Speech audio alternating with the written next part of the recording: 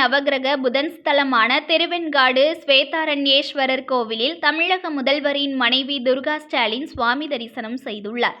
மயிலாடுதுறை மாவட்டம் சீர்காழி அருகே திருவெண்காட்டில் அமைந்துள்ள பிரம்ம வித்யாம்பிகை சமேத ஸ்வேதாரண்யேஸ்வரர் கோவில் காசிக்கு இணையான 6 தலங்களில் ஒன்றாக இக்கோவில் விளங்குகிறது. ஆதி சிதம்பரம் என்றும் அழைக்கப்படுகிறது. சிவனின் 5 முகங்களில் ஒன்றான அகோர முகத்துடன் இங்கு அகோரமூர்த்தி தனி சன்னதியில் பக்தர்களுக்கு அருள்பாலித்து வருவது கூடுதல் சிறப்பு மிக்கதாகும். நவகிரகங்களில் ஒன்றான புதன் பரிகார ஸ்தலமாகவும் இக்கோவில் திகழ்கிறது.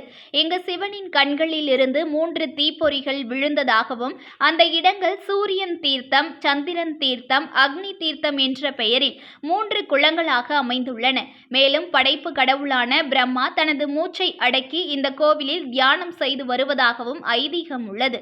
இங்கு தமிழக முதல்வர் மு.க. ஸ்டாலினின் மனைவி துர்கா ஸ்டாலின் வழிபாடு செய்தார். பின்னர் துர்கா ஸ்டாலின் கோவில் வளாகத்தில் பக்தர்கள் பயன்பாட்டிற்காக புதிதாக கட்டப்பட்ட சுத்திகரிக்கப்பட்ட குடிநீர் தொட்டியை திறந்து வைத்தார்.